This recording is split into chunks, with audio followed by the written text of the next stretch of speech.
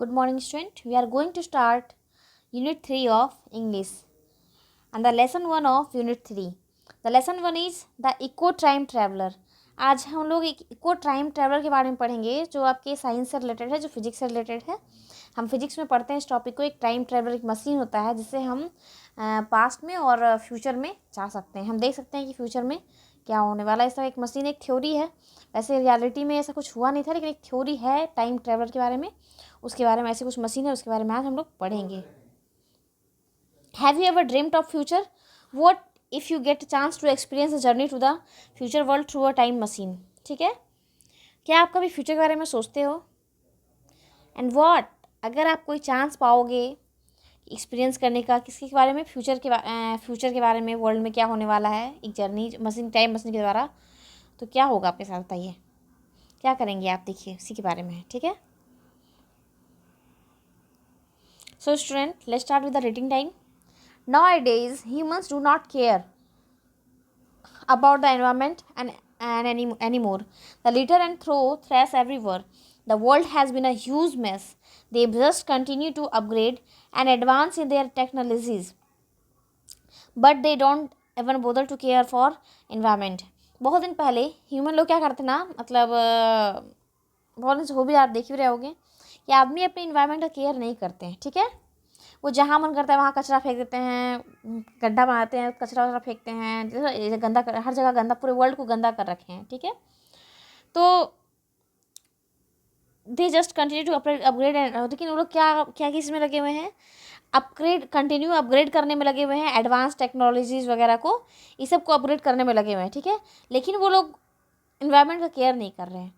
One night, the most honest and truthful politician, when others do corruption for a hobby, Sir D. Lawrence was holding a party for his success in achieving the most honorable man title, and he gained people's trust by that. There's a scent of champagne and an elegant waltz can be heard on the hall. Professor Hastings, an old friend of Sir Lawrence, was there too. He left a gift for his one true friend. It was something huge covered by a sheet and a note attached to it. He left this in Sir DeLorean's room. When the party ended, Sir DeLorean saw this huge thing and read the attached note. ठीक है, एक रात तो क्या हुआ कि जो जो बहुत ही ईमानदार और बहुत ट्रूथफुल नेता थे। ठीक है, तो वो क्या है, जब सब लोग अलग दूसरे लोग करप्शन क्या करते थे, तो मतलब आदमी तो मतलब करप्शन करते हैं, पैसे का लंच देने का थोड़ा सा करते हैं। तो सर डुलोरियन से वो बहुत ही ट्रूथफुल और बहुत ही ईमानदार पॉलिटिशियन थे। ठीक है, वो एक पार्टी को होल्ड किए हुए थे और वो पार्टी जो है सक्सेस अचीव कर रही थी उनके ऑनेस्टी से, उनके ट्रूथफुलनेस से। ठीक है, और उनको बहुत ही ऑनरेबल माननीय पर्सन का टाइटल मिला हुआ था। ठीक है, तो उसके लिए उन्होंने पार्टी रखा गया था उसके लिए। ठीक है, उनको वो ऑनरेबल मैन का टाइटल मिला था, उसके लिए पार्टी रखा गया था। तो उस पार्टी में बहुत सारे शैम्पेन थे, शैम्पेन पीते हैं ना हम लोग, शैम्पेन था, और बहुत ही खूबसूरत नाच, वो जो अंग्रेजी डांस होता है ना वो हम लोग करते हैं, सालसा, वो सब डांस हो रहा था। वहाँ पे हॉल पे आवाज़ आता है सबका। फिर प्रोफेसर हेस्टिंग थे कोई, वो एक बहुत ही पुराने फ्रेंड थे सर डिलोरियंस के, वो भी वहाँ पे थे। ठीक है, तो वो उनके लिए वो उनके बहुत ही अच्छे फ्रेंड थे, और बहुत कुछ एक वो उनके साथ एक सीट में कुछ कवर करके अपने साथ लाए थे, उसमें एक नोट भी लगा हुआ था। ठीक है, तो फिर वो जो है वो ही लेफ्ट दिस इन सर डिलोरियंस के रूम में, वो जो गिफ्ट लेकर आए थे छोड़ दिए उनके रूम में। जैसे ही पार्टी खत्म हुआ, सर डिलोरियंस जो है वो बड़े सी गिफ्ट को देखें। ठीक है, उसमें एक नोट भी अटैच था, उसको भी देखें। To my dearest friend, congratulation my friend for your achievement. I am proud of you and always will be. So here's a small gift for me. It's a simple device that I made for you. Please accept it as my gratitude for helping me throughout my days. Sincerely Hastings. ठीक है, फिर वो बोले कि ये मेरे dearest, सबसे बहुत ही प्यारे फ्रेंड के लिए है। उनके वो जो प्रोफेसर हैं वो बोल रहे हैं सर डी लॉरियंस को कि मैं बहुत ही डियरेस्ट, बहुत ही प्यारे फ्रेंड के लिए है। उनको कॉन्ग्रेचुलेशन कहने के लिए, किसी बात की कॉन्ग्रेचुलेशन करने के लिए, उनके अचीवमेंट जो वो अचीव किए हैं उनके लिए वो कॉन्ग्रेचुलेट कह रहे हैं उस गिफ्ट के द्वारा, और उसे गर्व है इस बात का कि वो हमेशा उनके साथ हैं। ठीक है, मतलब उनके उनके उन पर प्राउड है उनको, मतलब उनके ईमानदारी पे उनको प्राउड है, गर्व है, और हमेशा रहेगा, वैसा बोल रहे हैं उनके फ्रेंड।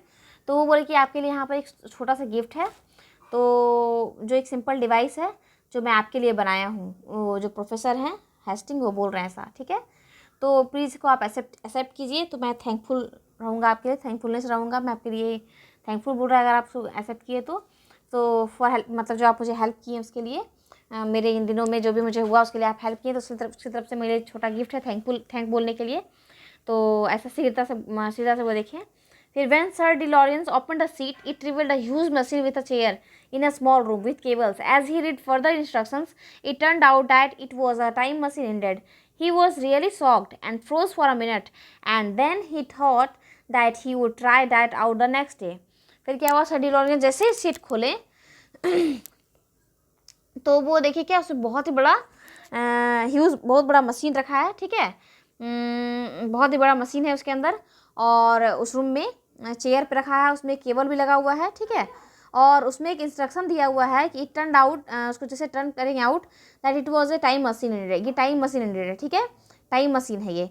तो ही वॉज रियली, वो देखकर शॉक्ड हो गए और कुछ देर के लिए ठंडी पड़ गया था कुछ मिनट के लिए, क्या है ये।